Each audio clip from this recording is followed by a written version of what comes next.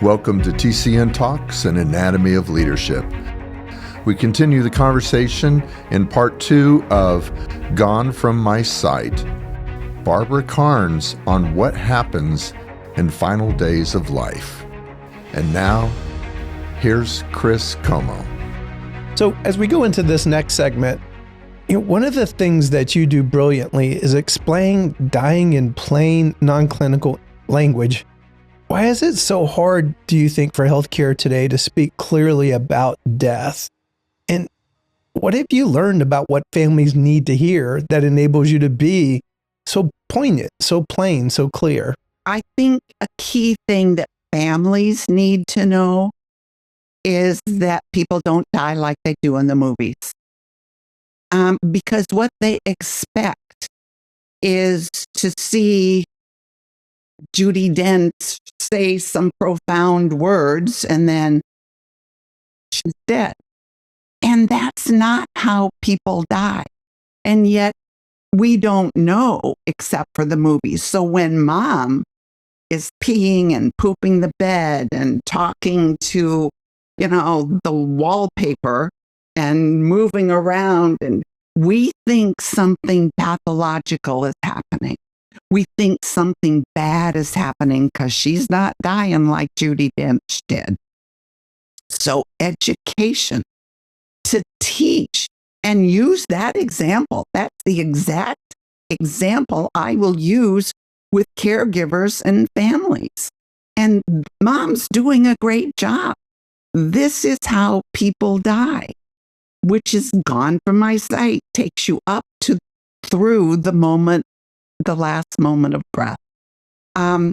So that if we take the time to educate caregivers and family that are dealing with someone, their special person dying, we can neutralize the fear that every single one of us, even with all of our knowledge, we're going to be afraid when it comes time to die. Don't remember having done that before. And anytime we do something new, no matter how much knowledge we have, we're going to be scared, if not downright terrified. So education, that's the key. And like I said, before we need it's great, but certainly when we need it.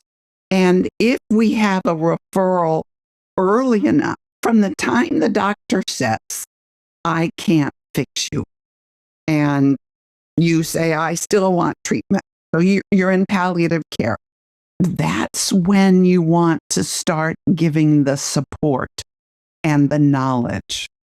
And then for sure, when they come on hospice, you want to support and guide and educate that family so they can get beyond the intense fear that they're going to bring and have some tools. You're giving them tools on how to live through one of life's most normal experiences. We are born, we experience, and we die. It's the name of the game. We're all going to do it. Something's occurring to me just listening to you. Do you know Dr. Ira Byock? I'm sure you do. Sure. Have you and Ira ever been like, because you've spoken all over the country, have you ever found yourself, did you ever present together out of curiosity or? We did not. No, I'm assuming he knows who I am. I'm sure he knows who you are. Here's why I'm saying that. First off, are you familiar with Ira's book, The 4 Things That Matter Most Before Every Person Passes? It's probably one of the things I've recommended the most of friends and family. Hey, before they pass, I love you. Please forgive me. I forgive you. And thank you. If you could articulate those 4 things, if they get mirrored back, that's awesome. But if you could articulate that, and, Dr. Byock is pushed the field of hospice and palliative care. Like there's a whole evidence-based medicine. And so he represents that. But I find the thing people remember him the most for is the 4 things. Whereas I feel like you're bringing us back to the beauty, the simplicity of this beautiful thing that we get to be Sherpas, shepherds, part of that process. Does that feel accurate to you, or would you say any of that differently? I would not. You just said it beautifully, because that's what my wish for every person in the world is, that they will have at the time of their death, that their caregivers and their loved ones can know how to say goodbye and to be able to live with their grief, because grief's another whole topic. But I think the more profound and involved a caregiver and family is with the moment of death, then that emotion is stabilized. Maybe. I was going to say the sting is not as bad. Maybe. Yeah, I like that. The sting is not as bad as we learn how to live without this person in our life. It's when we've had a bad experience with our special person dying. And often that's because of lack of support and education. But when we have that bad experience, oftentimes people carry that memory, the bad memory, with them forever. And that just, that doesn't have to be like that. No, that's why we're doing this work, right? Or is why we should be doing this work. There's some elements in our field that turned it into a business and a racket, but this is the true essence. We're at the true point of what this work is supposed to be about. You alluded to this, but I didn't even ask you this when we first met. How many other languages has it been translated into? And do you know what your sales are outside of the United States? And who's buying them? Are people just buying it as a resource, or is it palliative care associations in other countries? Other countries, I think there's 12 languages that it's translated into. Problem. And yes, we sell all over the world, but the problem, shipping, cost of shipping. So that's a challenge. But we've had, daughters here from Australia. Australia orders quite a bit, actually. But I think it started, I'm not sure. Anyway, daughters here from Australia, mom dies. She takes 100 Gone from My Sight back with her. So you can bypass that's the challenge. Yeah. So one of the most painful, maybe misunderstood experiences for families is when they're watching their loved ones stop eating and drinking. You have taught for years that the rules for food at the end of life are very different, very unique when someone, as opposed to maybe someone who's expected to recover. So how do you help families understand what's happening and how not to interpret this as we're starving them? How do you walk them through that? Well, education, Gone from My Sight. But here's the thing. In the months before death, and I can't say strongly enough, never put a number on how long someone has to live. We cannot be so specific as to say 6 months, 3 weeks. We can't do that. We can go months, weeks, days, and hours. In the months before death, you're going to see 3 things start happening. Person's eating habits change, person's sleeping habits change, and their socialization changes. Now, we talked earlier about birth and death and that they're opposite ends of the life spectrum. Think of birth. A baby gets into this world through labor, works hard to get here. First thing he gets is water, then milk, then soft pablum kind of stuff, soft foods, and gradually they get to regular foods. Same with sleep. Get here, sleep all the time, then gradually they're awake more and more until they're in their active life pattern. Socialization. First, it's nobody because they're still trying to wake up. Then it's mom. Then it's family. Then it's neighbors.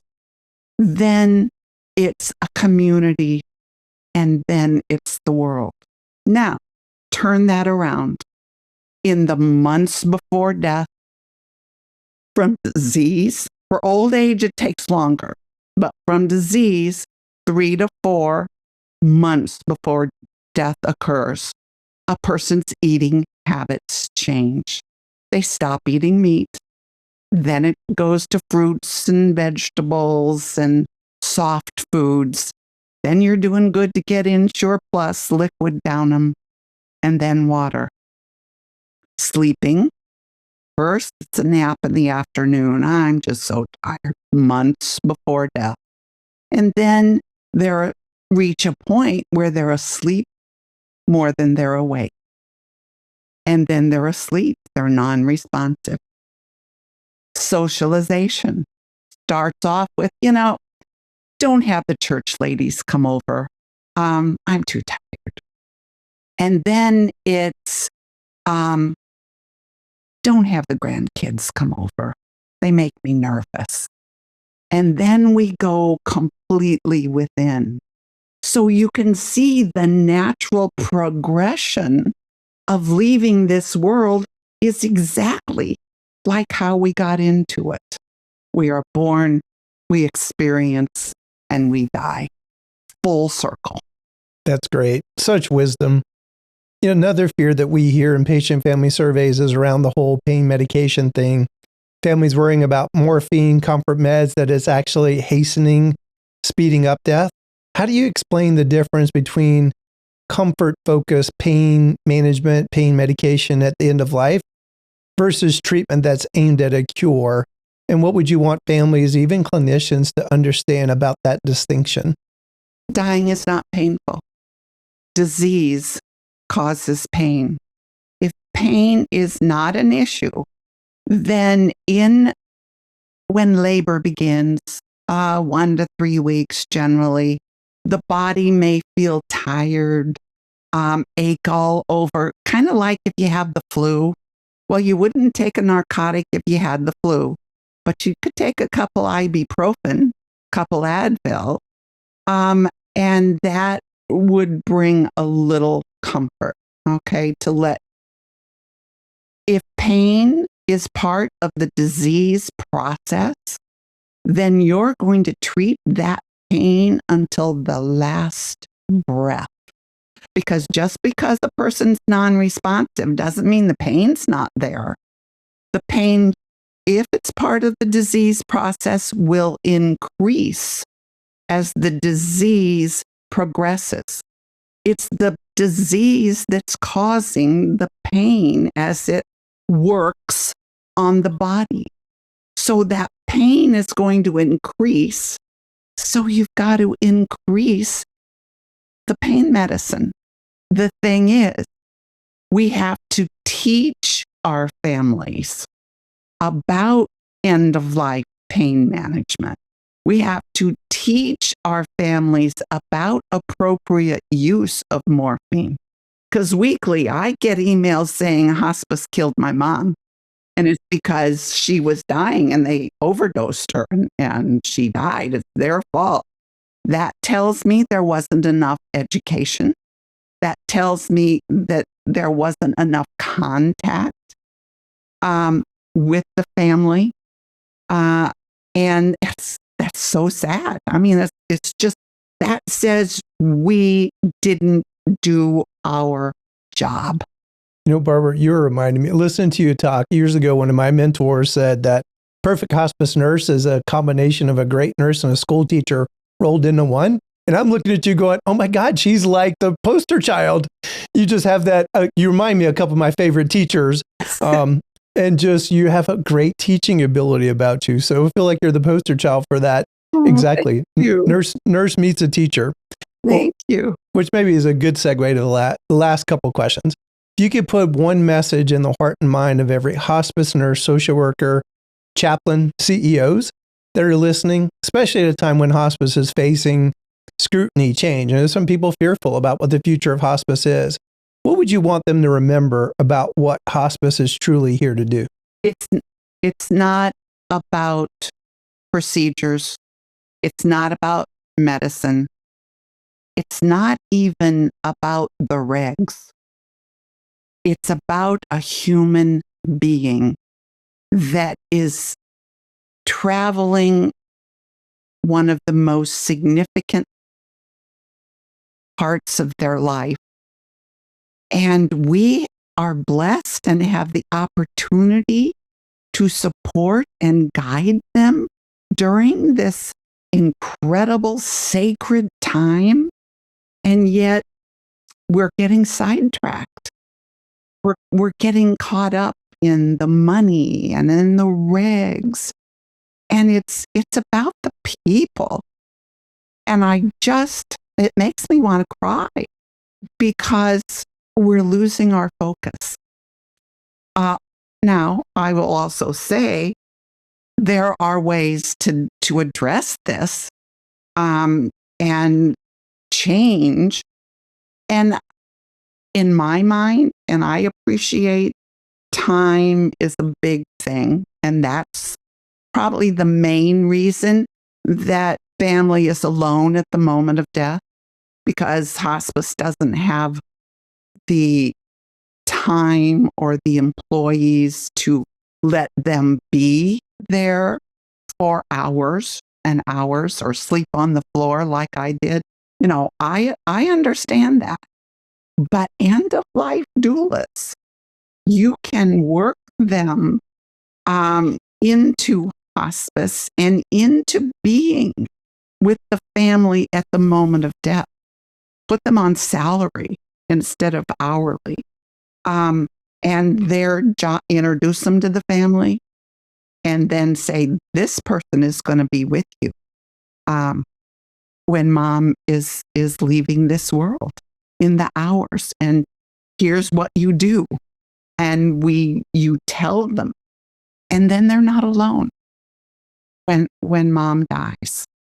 We can figure it out to get back to being there.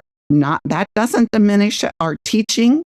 It doesn't diminish the visits that we make in the hopefully months before death. It's just that at that moment of death, in those hours, families aren't going to remember our teaching. We need the conductor. And that could be, if it can't be our nursing staff for whatever reason, we can teach, we can use doulas, we can teach. Some hospices are teaching volunteers. And it isn't a medical event. It's an emotional, spiritual event.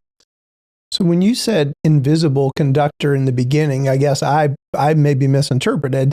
That mean like your teaching materials and all of our wonderful work could prepare them that the conductor is there, but they're invisible because all the preparation. Am I misinterpreting? Because it sounds like you're very much advocating you still need to have the conductor in the room. They themselves should just be invisible. Yes, exactly. Exactly, in that there should be someone in the room who is the conductor, but acts like they're invisible. But there's healing tools that can be done and offered only in the hours before death when the person is non-responsive. It's a lot easier to talk to someone who's not going to argue back with you. And in those hours before death, that conductor can get each person there to go in alone and talk to the person that's dying. Talk about the good times. Talk about the challenging times. Talk about the hard times. The person that's dying has been reviewing their life since the moment of diagnosis. But life is like a billion-piece jigsaw puzzle, and they're putting those pieces together. And by going in and saying, Dad, I wanted to be closer to you and we just didn't get there. That's another piece of Dad's puzzle that he's got. So the conductor, gets each person to go in and say goodbye, guides them through the moment of death. Okay, Dad's going to take another breath. He's probably going to move and, oh yeah, that spit coming out of his mouth. Yeah, that's nothing to worry about. His eyes are, you reaffirm Dad's doing a good job. Then that person who's there, that conductor, says, how about everyone go out in the living room, sit there, maybe put the coffee pot on. I'm going to tidy up in here. And you tidy up the room, turn out the big ceiling lights, have a light on, and go back out and say, before we call the funeral home, how about each one of you go in and say goodbye to Dad? We recognized him through his body. Go say goodbye and let each person go say goodbye. Then call the funeral home. See why we're talking hours here. Then call the funeral home. When the funeral home arrives, you say, you guys stay here. I'm going to be your representative and I'm going to go in while they put Dad on the cart. You can walk out to the van with him if you want to. So while the funeral home people are lifting that body, you're going to make that bed.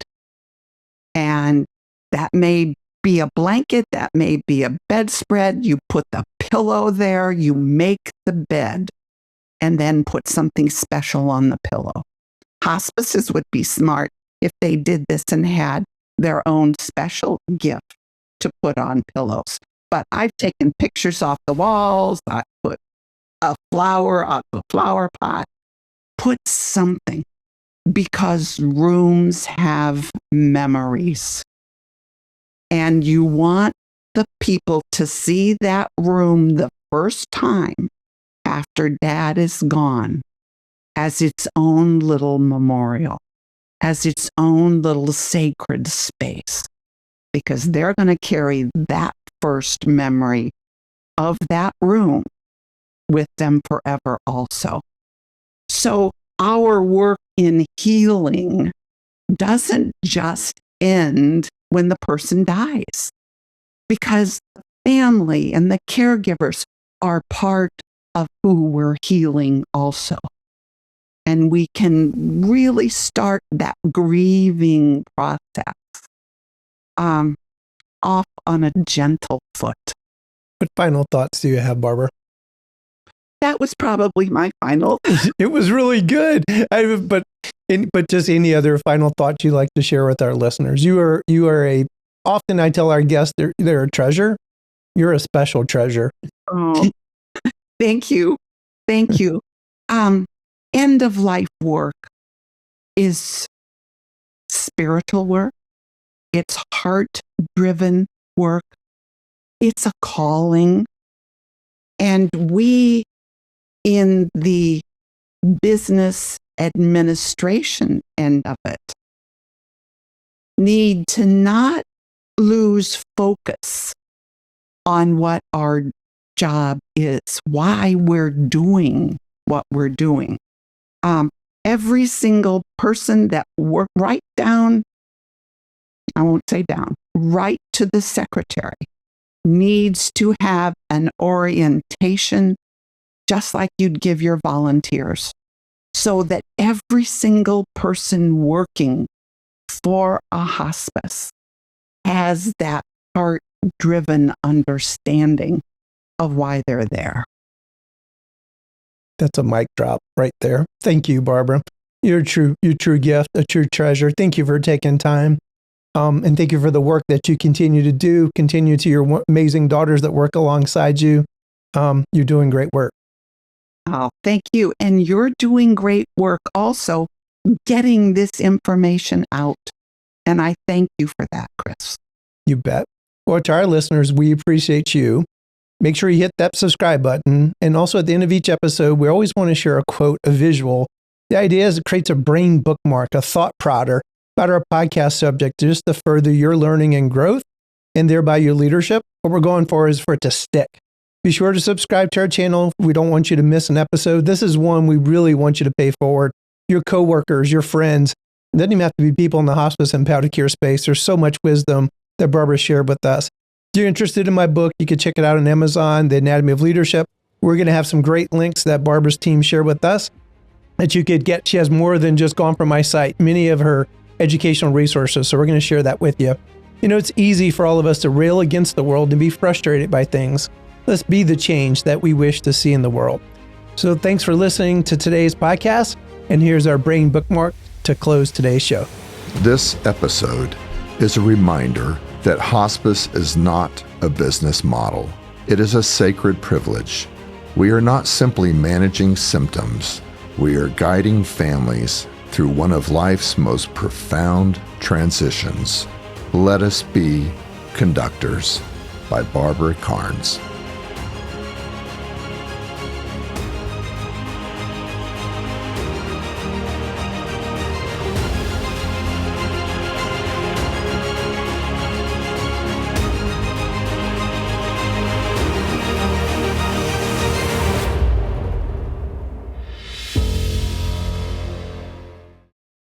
Thank you, USI, for sponsoring this podcast.